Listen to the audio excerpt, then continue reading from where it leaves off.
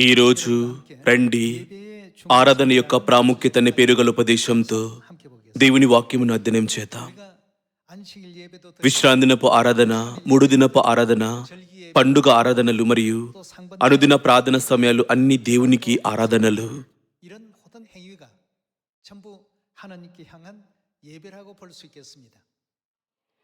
అయితే మనం ఎందుకు ఆరాధన ఆచరించవలెను?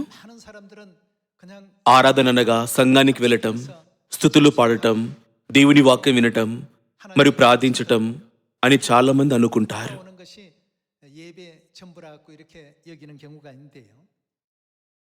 ఈరోజు దేవుడు మనకు ఆరాధనను ఎందుకు అనుగ్రహించారో పరిశుద్ధ గ్రంథం ద్వారా నిర్ధారించుకుందాం. మరి మన ఆత్మల కొరకు ఆరాధన వేడుక ఎంత ముఖ్యమైనదో మరియు ఆత్మిక లోకములో అదెంత ముఖ్యమైనదో ప్రతిబింబించుకుందాం.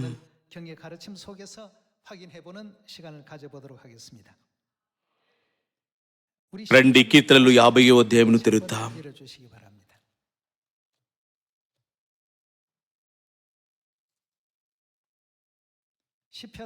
రండి కీర్తనలు 50వ అధ్యాయం 1వ వచనాన్ని చూద్దాం. దేవాది దేవుడైన యెహోవా ఆజ్ఞించుచున్నాడు. తూర్పు దిక్కు మొదలుకొని పడమటి దిక్కు వరకు భూనివాసును రమ్మని ఆయన పిలుచుచున్నాడు. పరిపూర్ణ సౌందర్యము గల సీనుల నుండి దేవుడు ప్రకాశించుచున్నాడు. మన దేవుడు వేం చేయుచున్నాడు. ఆయన మౌనముగా ఉన్నాడు. ఆయన ముందర అగ్ని మండుచున్నది. ఆయన చుట్టూ ప్రచండ వాయువు విసురుచున్నది. ఆయన తన ప్రజలకు న్యాయము తీర్చుటకై బలి అర్పణ చేత నాతో నిబంధన చేసుకున్న నా భక్తులను నా యుద్ధకు సమకూర్చుడని మీది ఆకాశమును భూమిని పిలుచుచున్నాడు. ఇక్కడ బలి అర్పణ అనే పదానికి ఆరాధన అని అర్థం. పాత నిబంధనలో బలి అర్పణ ఉపయోగించబడెను, మరి క్రొత్త నిబంధనలో ఆరాధన ఉపయోగించబడెను. రెండు పదాలకు ఒకే అర్థం కలదు. ఈ విధంగా దేవుడు కీర్తనలు 50వ అధ్యాయం ద్వారా మనకు తెలియజేస్తున్నారు. బలి అర్పణ చేత నాతో నిబంధన చేసుకున్న నా భక్తులను నా యుద్ధకు సమకూర్చుడని మీది ఆకాశంను భూమిని పిలుచుచున్నాడు. అయితే ఆరాధన ఎందుకు అవసరం మరియు అది ఎందుకు ప్రారంభమైంది? మానవాళి దీన్ని గ్రహించుటకు దేవుడు ఈ విషయాన్ని ఏదేని తోట యొక్క చరిత్ర ద్వారా వివరిస్తున్నారు.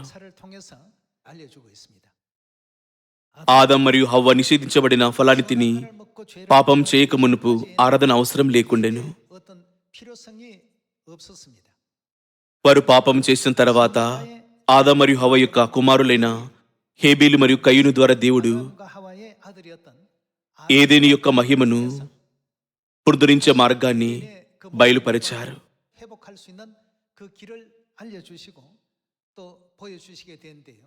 ఆ సమయం నుండి హేబేలు యొక్క బలి అర్పణ మరియు కయీను యొక్క బలి అర్పణ అనే వ్యక్తీకరణలు పరిశుద్ధ గ్రంథంలో కనిపించాయి.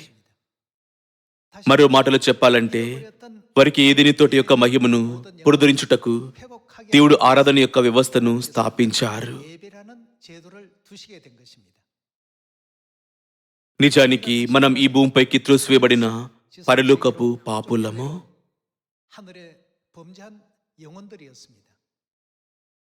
మన పాపములు క్షమించబడుటకు మరియు దేవుని కలుసుకొనుటకు ఆరాధన ఒక కృపగల సమయంగా స్థాపించబడెను. అందువల్ల నియమించబడిన తేదీలు మరియు సమయాలలో ఆరాధన సేవలకు హాజరవ్వటం మన విశ్వాస జీవితంలో చాలా ముఖ్యమైనది.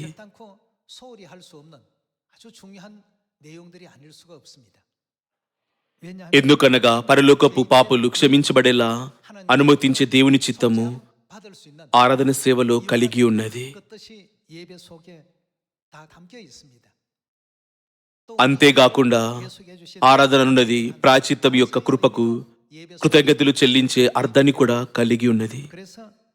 ఈ కారణంగా తొలినాటి సంఘం యొక్క ప్రవక్తలు మరియు అపోస్తులు పరిశుద్ధులను మనం ఎన్నిటికీ ఆరాధన నిర్లక్ష్యపరచకూడదు అని హెచ్చరించారు. రండి హెబ్రీలు 10వ అధ్యాయము చూద్దాం.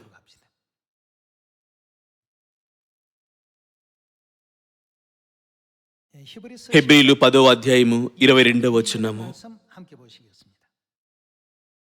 మన సాక్షి కల్మషము తోచకుండునట్లు ప్రోక్షింపబడిన హృదయములు గల వారమును నిర్మలమైన ఉదుకముతో స్నానం చేసిన శరీరము గల వారమునై ఉండి విశ్వాస విషయంలో సంపూర్ణ నిశ్చయత కలిగి యథార్థమైన హృదయంతో మనము దేవుడి సన్నిధానమునకు చేరుదము. వాగ్దానం చేసిన వాడు నమ్మదగిన వాడు గనుక 우리의 소망을 మన నిరీక్షణ విషయమై మనం ఇప్పుకొన్నది నిశ్చయములుగా పట్టుకుందాము. 사랑과 కొందరు మానుకొనుచున్నట్లుగా సమాజంగా కూటమానక ఒకరినొకడు హెచ్చరించుచు ఆ దినము సమీపించుట మీరు చూచిన కొలది మరెక్కువగా అలాగూ చేయుచు 하지 말고 ప్రేమ చూపుటకును సత్కార్యములు చేయుటకును ఒకరినొకడు పురికొల్పవలనని ఆలోచింతాము. 잡고 있습니다. 예배 సులభంగా చెప్పాలంటే 폐하는 కొందరికి ఆరాధనను మానుకోవటం అలవాటుగా ఉన్నట్లుగా మనం ఆరాధన కొరకు కలిసి కూడుకోవటం వదిలివేయకూడదు.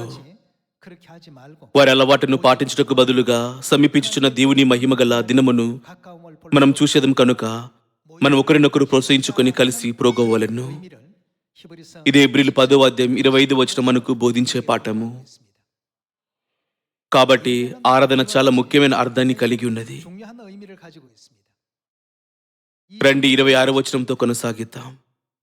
우리가 మనము సత్యమును గూర్చి అనుభవ జ్ఞానం పొందిన తర్వాత బుద్ధిపూర్వకముగా పాపము చేసినడలా 다시 పాపములకు బలీకను ఉండదు కాని అనగా 속죄 పాపక్షమాపణ కొరకు ఏ ఆరాధన ఇక ఉండదు. 받다라고 했습니다.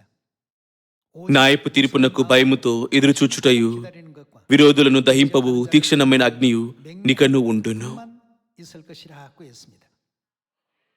హెబ్రీలు 10వ అధ్యాయంలో కొందరు మానుకొనుచున్నట్లుగా సమాజంగా కూట మానక ఒకరినొకడు హెచ్చరించే పరిశుద్ధ గ్రంథం యొక్క కఠినమైన బోధనను మనం నిర్ధారించుకోవచ్చు. 방의 날이 가까워 బదులుగా క్రీస్తు యొక్క మహిమగల దినము సమీపించుచున్నందున 모여서 하나님 మనం చాలా శ్రద్ధగా ఆరాధనకు హాజరవ్వవలెను. 성경의 권고 가르침을 우리가 확인할 수가 있습니다.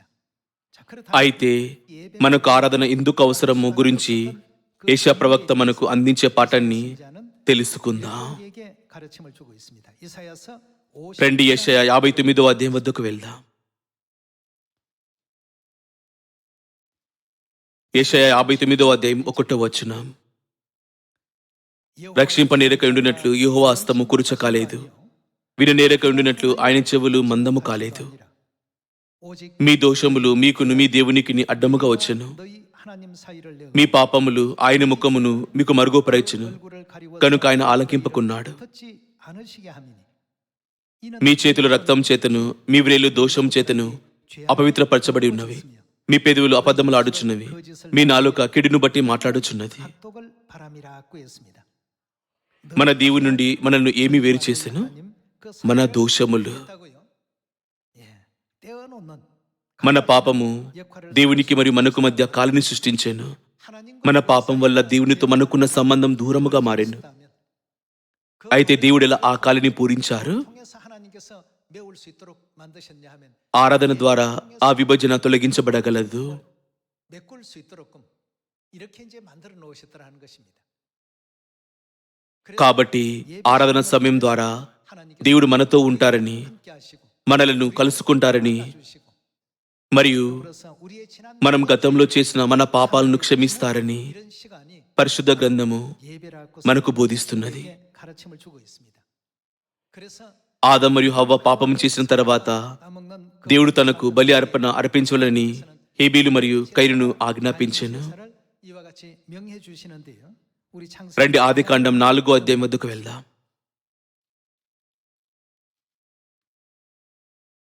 రండి ఆదికాండం 4వ అధ్యాయం 1వ వచనాన్ని చూద్దాం. ఆదము తన భార్య హవ్వను కూడినప్పుడు ఆమె గర్భవతి కైనును కని యెహోవా దయ వలన నేను ఒక మనిషిని సంపాదించుకున్నాను నేను. 등남하였다 하니라. తర్వాత ఆమె అతని తమ్ముడగు హేబేలును కనెను. 아벨은 హేబేలు గొర్రెల కాపరి, 자이었고 కయీను భూమిని సేదపరచువాడు. 사는 자이었더라. 세월이 지나 కొంతకాలమైన తర్వాత కయీను పొలములో పంటలో 채물을 삼아 కొంత యెహోవాకు అర్పణగా తెచ్చాను. 아벨은 హేబేలు కూడా తన మందలో తొలుచూలున పుట్టిన వాటిలో క్రొవ్విన వాటిని కొన్ని తెచ్చాను. 여호와께서 యెహోవా హేబేలును అతని అర్పణను లక్ష్య పెట్టాను. 연락하셨으나 కయీనును తన అర్పణను ఆయన లక్ష్య పెట్టలేదు. కాబట్టి కయీనుకు మిక్కిలి కోపం వచ్చి 하여 అతడు తన ముఖము చిన్నబుచ్చుకొనగా 라고 했습니다. ఆదికాండం 4వ అధ్యాయంలో హేబేలు యొక్క బలి అర్పణ మరియు కయీను యొక్క బలి అర్పణ మొదటిసారిగా ప్రస్తావించబడెను. 으로 이렇게 등장하고 있습니다. 이 రండి, హెబ్రీల గ్రంథం యొక్క రచయిత ఈ దృశ్యాన్ని హెబ్రీలు 11వ అధ్యాయంలో ఎలా వర్ణించారో చూద్దాం. 히브리서 11장 రండి, హెబ్రీలు 11వ అధ్యాయం వద్దకు వెళ్దాం.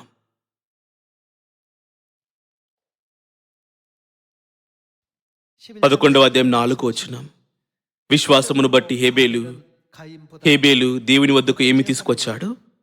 కయీను కంటే శ్రేష్టమైన బలి దేవునికి అర్పించాను.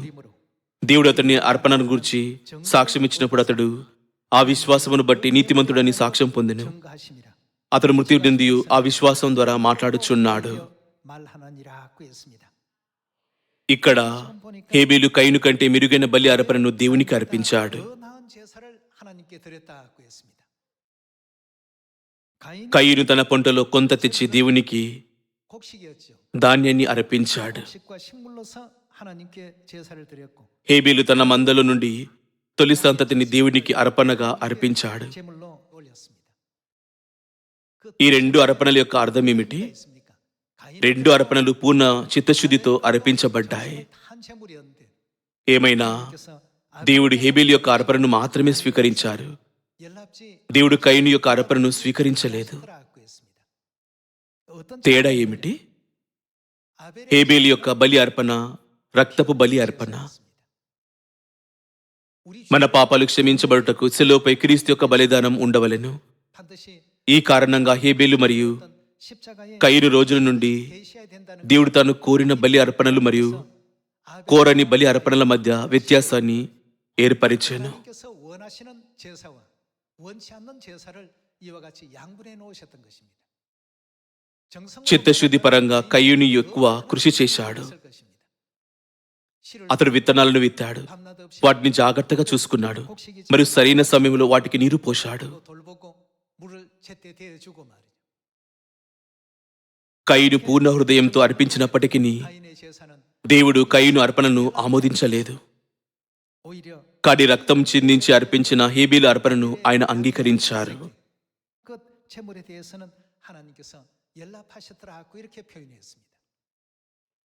두 వారి అర్పణలు భిన్నంగా ఉన్నాయనే వాస్తవం సమస్య కాదు. 잘못이 아닙니다. 두 사람 다 정성을 들였지만 하나님 వారిద్దరు బలి అర్పణలో గొప్పగా ప్రయాసపడ్డారు. 사함이라는 కానీ దేవుడు కోరినది పాపక్షమాపణ యొక్క అర్థాన్ని చేపట్టే 하나님께서 బలి అర్పణను. 제사했다는 사실을 아벨과 క్రీస్తు తన రక్తాన్ని చిందించటం ద్వారా 확인해 볼 수 있습니다. దేవునికి 이것은 장차 이제 그리스도 మరియు మనకు మధ్యన గల 힘으로 말미암아 అంతరాన్ని ఎలా తొలగించును ఇది సూచిస్తుంది. 가깝게 이렇게 메꿔주는 రండి, దీనిని ఎఫెసీయుల 2వ అధ్యాయంలో నిర్ధారించుకుందాం. 확인해 봅시다. 에베소 2 రండి, ఎఫెసీయుల 2వ అధ్యాయం 13వ వచనాన్ని చూద్దాం. 하겠습니다.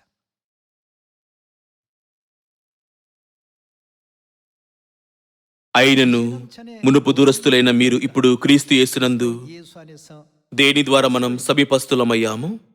క్రీస్తు రక్తం వలన సమీపస్తులై ఉన్నారు. 의 피로 గొర్రెపిల్లతో పోల్చబడిన క్రీస్తు యొక్క రక్తం ద్వారా ఏమి జరిగాను? 나와졌다고 했습니다. క్రీస్తు యొక్క బలిదానం ద్వారా 이 그리스도 మనం సమీపస్తులమయ్యాము.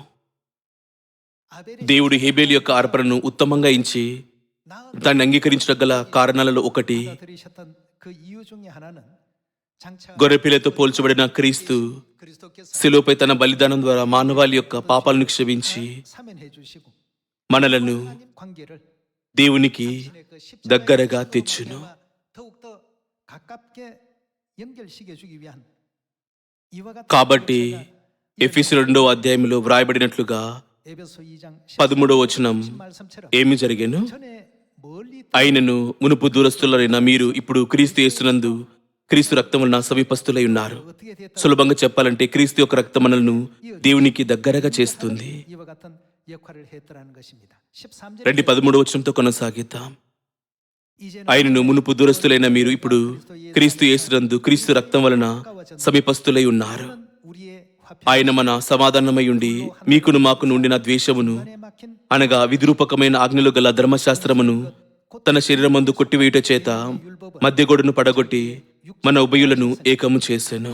이 둘로 자기 ఇట్లు సంధి చేయుచు ఈ ఇద్దరిని తన యందు ఒక నూతన పురుషునిగా సృష్టించి 또 십자가로 이 తన సెలవు వలన ఆ ద్వేషమును సంహరించి దాని ద్వారా వీరిద్దరిని 했다고요. ఏకశరముగా చేసి 하게 ఆయన ఇతర ఉద్దేశం ఏమిటి? 원수된 దేవునితో సమాధాన పరచవలని ఇలాగు చేసిన గనుక 오셔서 ఆయనయే మనకు సమాధాన కారకుడై ఉన్నాడు. 평안을 전하고 మరియు ఆయన వచ్చి దురస్తులైన మీకును సమీపస్తులైన వారికిని సమాధాన సువార్తను ప్రకటించెను. ఆయన ద్వారానే మనం ఉభయులను ఒక్క ఆత్మయందు తండ్రి సన్నిధికి చేరగలిగి ఉన్నాము. 하십니다. 그러므로 కాబట్టి మీరిక మీదట పరజనులను పరదేశులని ఉండక పరిశుద్ధులతో ఏక పట్టణస్థులను దేవునింటి వారనే ఉన్నారు. 시민이요 하나님의 권속이라 సులభంగా చెప్పాలంటే మనం దేవుని కుటుంబంలో భాగమయ్యాము. 가족이 이제 됐다는 것입니다. క్రీస్తు యేసే ముఖ్యమైన మూలరాయి ఉండగా అపోస్తులను ప్రవక్తలను వేసిన పునాది మీద మీరు కట్టబడి ఉన్నారు. 이 돌이 되셨느니라고 했습니다. 예, 오늘 ఎఫెసీయుల 2వ అధ్యాయం ద్వారా మన పాపముల వల్ల మనం దేవుని నుండి వేరు చేయబడ్డామని మరియు ఆయనను సమీపించలేకపోయామని మనం గ్రహించవచ్చు.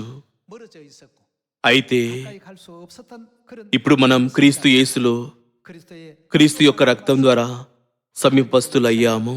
가깝게 연결시켜 주셨다. 이제는 పర్యవసానంగా మనం ఇకపై పరదేశులము మరియు విదేశీయులము కాదు, కానీ దేవుడి ఇంటి సభ్యులమని పరిశుద్ధ గ్రంథం 권속 సెలవిస్తుంది. 표현은 쉽게 సులభంగా చెప్పాలంటే మనం దేవుని కుటుంబముగా మారాము. 말하고 이렇게 알려주고 있습니다. 그래서 దేవుడిని తండ్రి మరియు తల్లి అని పిలవడానికి 우리 మరియు సత్యంలో ఉన్న శివుని సభ్యులను 시온의 సోదరాసోదరులని పిలవడానికి 형제라 자매 దేవుడు మనల్ని అనుమతించారు. 이런 이제 위치에 하나님 దేవుడు 놓으셨는데 దీన్ని ఎలా నెరవేర్చారు? 하나님께서 그렇게 하셨느냐? ఆరాధన యొక్క నిబంధన ద్వారా 말미암아 그렇게 దేవుడు దీనిని నెరవేర్చారు. 것입니다. కొందరు సభ్యులు బలి అర్పణ మరియు ఆరాధన అనే వ్యక్తీకరణల గురించి అడుగుతారు. 하시는 식구들이 있는데요.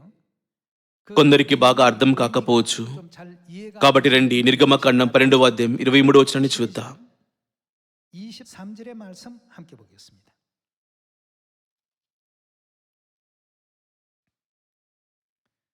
రండి నిర్గమకాండము 12వ అధ్యాయం 23వ వచనాన్ని చూద్దాం. 여호와께서 애굽 사람 యెహోవా ఐగుప్తులను హతము చేయుటకు దేశ సంచారం చేయుచు ద్వారబంధపు పైకమ్మి మీదను 2 నిలువు కమ్ముల మీదను ఉన్న రక్తమును చూచి 넘으시고 యెహోవా ఆ తలుపును దాటిపోవును. 너희 집에 들어가 మిమ్ము హతము చేయుటకు మీ ఇళ్లలోనికి సంహారకుని చొరనీయడు.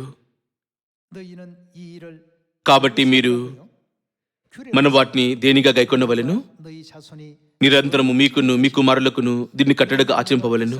허락하신 యెహోవా తను సెలవిచ్చినట్లు మీకిచ్చుచున్న దేశమందు మీరు ప్రవేశించిన తర్వాత మీరు దీనిని ఆచరింపవలెను. 이후에 너희 자녀가 మరియు మీ కుమారులు మీరు ఆచరించు ఈ ఆచారం ఏమిటని 하거든 మిమ్మల్ని అడుగున్నప్పుడు మీరు 이러기를 이는 అదేమిటి? 여호와의 뭐라고 ఇది యెహోవా యొక్క పస్కా బలి. 절 ఆయన ఐగుప్తులను హతము చేయుచు 애굽 사람을 మన ఇండ్లను కాచినప్పుడు ఆయన ఐగుప్తులనున్న 애굽에 있는 ఇశ్రాయేలుల ఇండ్లను విడిచిపెట్టెను అనవలనని చెప్పెను. అప్పుడు ప్రజలు తలలు వంచి నమస్కారం చేసిరి. 백성이 머리 숙여 경배하니라고 했습니다. మనం ప్రతి సంవత్సరం పస్కా ఆరాధన ఆచరిస్తాం. పస్కా ఆరాధన గురించి నిర్గమకాండం గ్రంథం ఏమని సెలవిస్తుంది? అది పస్కా బలిదానము. 사라고 했습니다. ఇందువల్ల యేసు పస్కా గొర్రెపిల్లగా సూచించబడటం లేదా? 어린 양이라고 이렇게 표현하지 않았습니까? 3500 సంవత్సరాల క్రితం ఐగుప్తులో కూడా పస్కా గొర్రెపిల్ల రక్తం కలిగి ఉన్న ఇళ్లను 1500년 전 애굽 వినాశనము వారిని ముట్టకుండా దేవుడు వాటిని 유월절 దాటనిచ్చారు. 지낸 이와 같은 그 가정들은 전부 재앙이 넘어가도록끔 하셨고 మరో ప్రక్కన 모든 사람들은 ఐగుప్తు నేల మొత్తం 재앙을 당해서 ప్రతి తొలి సంతతి హతము చేయబడే 사람이라면 처음 난 తెగులతో మొత్తబడెను. 처음 태어난 초태생들이 ఈ భయంకరమైన సంఘటన పరిశుద్ధ గ్రంథములో 애굽에 నమోదు చేయబడి ఉంది. 끔찍한 어떤 역사가 성경 가운데 또 기록되어 있습니다. ఆరాధనకు సేవకు సంబంధించి దేవుడు 이에 대해서 బలిదానం ద్వారా నాతో నిబంధన చేసిన వారందరినీ ప్రోగు చేయండి 모라는 అని 이와 చెప్పారు. 같은 말씀을 주셨고 유월절을 నిర్గమకాండం 12వ అధ్యాయములో 유월절 దేవుడు పస్కాను ఆరాధనగా మరియు బలి అర్పణగా సూచించారు. 제사장에 또 주셨던 것입니다. కాబట్టి దేవుడు హేబేలు యొక్క అర్పణను స్వీకరించారు 보다 더 나은 మరియు అతడు కయ్యూను కంటే ఉత్తమమైన అర్పణను తీసుకొచ్చాడని చెప్పెను. 예배를 하나님께서 받아 ఎందుకనగా హేబేలు యొక్క అర్పణ గొర్రెపిల్ల యొక్క రక్తంతో అర్పించబడిన అర్పణ మరియు కయ్యూని యొక్క అర్పణ రక్తము చిందింపబడని 하나님의 제사 బలి అర్పణ. 가인의 제사는 피 흘림이 없는 제사입니다. 농작물을 అది 통해서 పంటలతో కూడిన బలి అర్పణ కనుక 봉헌했던 దేవుడు కయ్యూను కంటే హేబేలు యొక్క అర్పణను ఉత్తమంగా ఎంచారు. 하나님께서 가인의 것보다는 아벨의 제사가 దేవుడు హేబేలు యొక్క అర్పణను అంగీకరించారు 사면시길 మరియు కయ్యూని యొక్క అర్పణను తిరస్కరించారు. 어떤 것 뜻이 ఎందుకనగా మానవాళి యొక్క పాపాలను క్షమించాలనే తన గొప్ప చిత్తము 아벨의 제사를 రక్తపు బలిదానంలో కలిగి ఉన్నది. 제사를 하나님께서 거절하셨던 것입니다. కయ్యూను పట్ల దేవునికి ద్వేషం లేదు. 원한이 있어서 그랬던 것은 결코 아니죠. 그러나 ఒకటి రక్తముతో కూడిన బలిదానము, 한 사람은 మరొకటి రక్తము లేని బలి అర్పణ. 한 사람은 피 흘림이 없는 제사. రక్తపు బలి అర్పణను అంగీకరించడం ద్వారా మానవాళి యొక్క పాపాల కొరకు 하나님께서 దేవుడు తానేమి చేయను ముందుగానే చూపించారు. 했던 것이죠. 예, 그래서 అందుకని హెబ్రీయులలో హేబేలు కయ్యూను కంటే శ్రేష్టమైన అర్పణను దేవునికి అర్పించాడని వ్రాయబడెను. 히브리서에는 그렇게 기록이 되어 있었던 것입니다.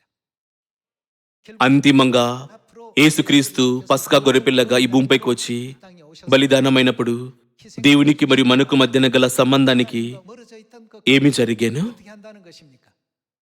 శిలువపై తన రక్తాన్ని చిందించడం ద్వారా ఆయన సంబంధాన్ని 사이를 పునరుద్ధరించలేదా?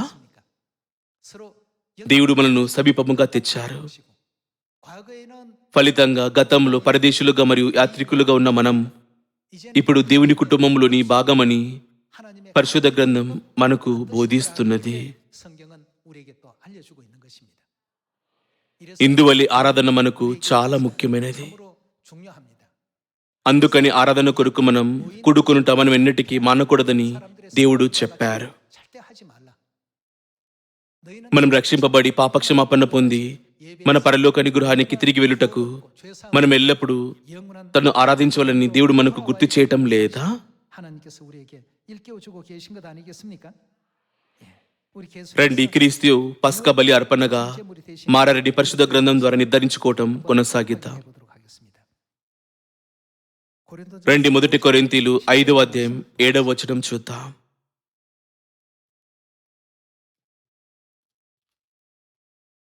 5వ అధ్యాయం 7వ వచనం చూద్దాం.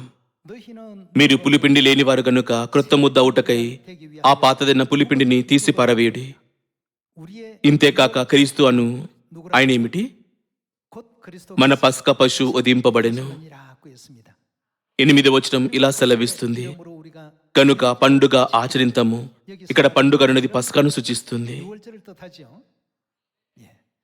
ఫలితంగా 양의 పస్కా గొర్రెపిల్ల అయిన 표상된 క్రీస్తు యొక్క బలిదానము 희생은 결국 పస్కా ఆరాధనను మరింత ప్రాముఖ్యతగా చేసెను. 6월절이라는 이 절기를 굉장히 중요하게 지금 만들어 놓고 있습니다. ఈ బలిదానం లేనట్లయితే మనం 하나님과 우리 దేవునికి దగ్గరవ్వగలమా? 하늘의 పరలోకంలో మన పాపాల వల్ల మనం శాశ్వతంగా వేరు చేయబడుటకు నిర్దేశింపబడ్డాం. 우리였지만 그리스도 కానీ శిలువపై క్రీస్తు యొక్క బలిదానం ద్వారా 희생을 మనం దేవునికి దగ్గరగా తీసుకురాబడ్డాము.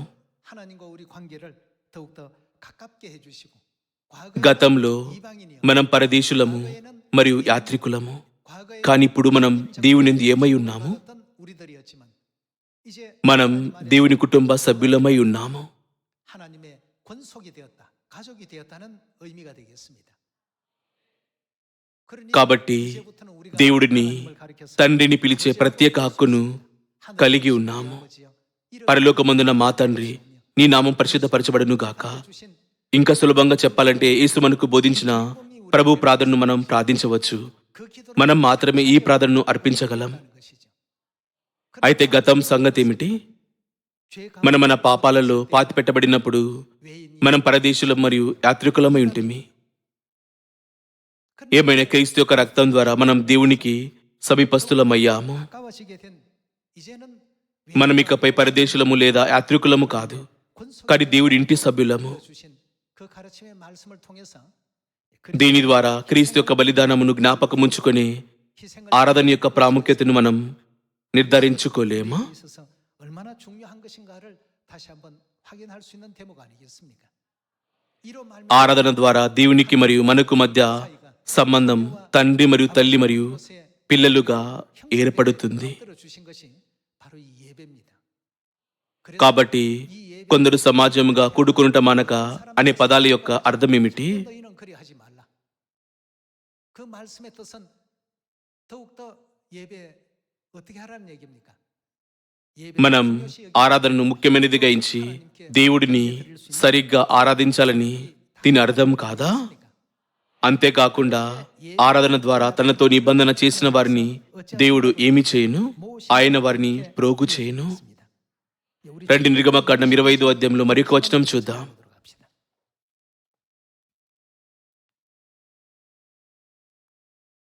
నిర్గమకాండము 25వ అధ్యాయం 20వ వచనం. 말씀 함께 보겠습니다. ఆ కెరూబులు పైకి విప్పిన రెక్కలు గలవై కరుణపీఠమును తమ రెక్కలతో కప్పుచుండగా వాటి ముఖములు పొన్నుంటికి ఎదురుగా నుండవలెను. 그 얼굴을 ఆ కెరూబుల ముఖములు కరుణపీఠము తట్టు నుండవలెను.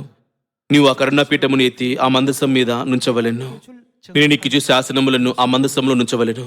అక్కడ నేను కలుసుకొని కరుణపీఠం మీద నుండి 어떻게 한다고요? శాసనమును గల మందసం మీద నుండి 2 కెరూబుల మధ్య నుండి 이것은 바로 ఇది ఏ స్థలాన్ని సూచిస్తుంది? 뭡니까? ఈ దృశ్యము పరిశుద్ధ స్థలం మరియు అతి పరిశుద్ధ స్థలం గురించి వివరించటం లేదా? 장면 아니겠습니까?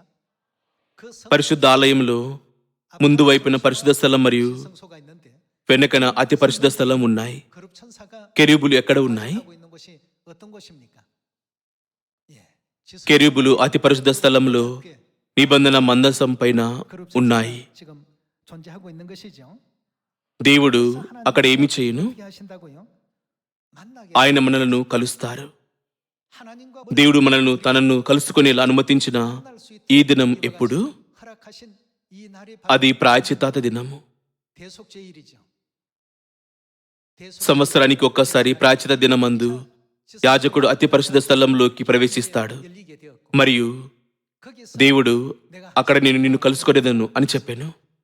కాబట్టి బలి అర్పణ లేకుండా అనగా ఆరాధన లేకుండా దేవునికి మరియు మానవాళికి మధ్య ఏదైనా సంబంధం ఉన్నదా? ఖచ్చితంగా కాదు. 그 없습니다. ఆరాధన ద్వారా పాపము చేత దూరమైన మనల్ని దేవుడు పిలిచి 하나님께서 మనల్ని ఆయనకు దగ్గరగా తీసుకొస్తారు. 주시고 가깝게 해주시고 క్రీస్తు యొక్క బలిదానం ద్వారా తన రక్తం ద్వారా 하나님의 권속 దేవుడు మనల్ని తన ఇంటి సభ్యులుగా చేశారు. 것입니다. 그러니 కాబట్టి అది విశ్రాంతి దినపు ఆరాధన అయినా 결단코 소홀히 해서는 안 되겠죠. 3వ దినపు ఆరాధన అయినా 3일 예배가 됐든 లేదా పండుగ ఆరాధన అయినా మనం ఎన్నటికీ 예배라도 ఆరాధనను నిర్లక్ష్యపరచకూడదు. 우리의 그 모든 ప్రతి ఆరాధన ద్వారా దేవుడు మన విన్నపములన్నిటినీ దగ్గరగా విని మన కోరికలన్నిటినీ నెరవేరుస్తారు. 들어주시는 ఈ కార్యమంతా ఆరాధన ద్వారా నెరవేరబడును. 것이 이루어집니다. 우리가 మనం ఆరాధన సేవను క్రమంగా ఆచరిస్తున్నప్పటికీ కారణములు లేక 또 알지 못한 దేవుని చిత్తమును ఎరగకుండా మనం గుడ్డిగా ఆరాధించకూడదు. మనం అవగాహనతో ఆరాధన అర్పించవలెను. 그래서 గ్రహింపుతో ఆరాధించుటకు 예배가 되려면 దేవుడు మనను కలుసుకుంటానని వాగ్దానం చేసిన ఆరాధన దినం 약하신 శనివారమా లేక ఆదివారమా 토요일인지 일요일인지 మరియు ఆయన నియమించిన పండుగ క్రిస్మస్ లేక పస్కానా అని మనం తెలుసుకోవలెను. 하고 알아서 ఈ విధంగా హేబేలు బలి అర్పణ వలనే 하나님과 같은 మనం నిజమైన ఆరాధనను అర్పించకూడదా? 참겠습니까? 오늘날 ఈనాడు లెక్కలేని ప్రజలు ఆదివారపు ఆరాధనను ఆచరిస్తారు. 그것이 과연 కానీ ఈ బలి అర్పణ దేవుని సంతోషపెట్టే హేబేలు యొక్క బలిదానంతో సమానమా? 안식일의 విశ్రాంతి దినం ఆరాధన అన్నది హేబేలు యొక్క బలి అర్పణకు అనుగుణంగా లేదా? 예배일까? మనం దీన్ని సరిగ్గా గ్రహించి దేవుడి నిబంధనకు అనుగుణంగా ఆరాధన సేవను 하나님과 అర్పించకూడదా? 예배가 이루어져야 된다는 것 아니겠습니까? 저와 ఈ రోజు మనం దేవునితో ఒక నిబంధన అయిన 언약되어 있는 విశ్రాంతి దినపు ఆరాధనను ఆచరిస్తున్నాము. 드리고 있습니다. 또 మనం పస్కాను కూడా ఆచరిస్తాము. 드리고 있죠. మనం 3 పండగల ఆరాధన సేవలను కూడా ఆచరిస్తాము.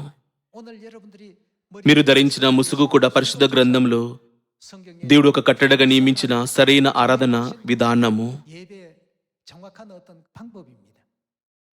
그렇지 అలా చేయకపోవడం దేవుని అగౌరవపరిచే క్రియ అని 어떤 행위가 된다. పరిశుద్ధ గ్రంథం సెలవిస్తుంది. 엄중하게 말씀을 주셨기 때문에 కాబట్టి ఆరాధన సమయంలో స్త్రీలు ముసుగు ధరించవలెను. 반드시 머리에 ఇది దేవుని సంఘంలోని ఆరాధన నియమము. 이와 같은 그 규례가 하나님의 교회 안에 있는 예배 규례입니다.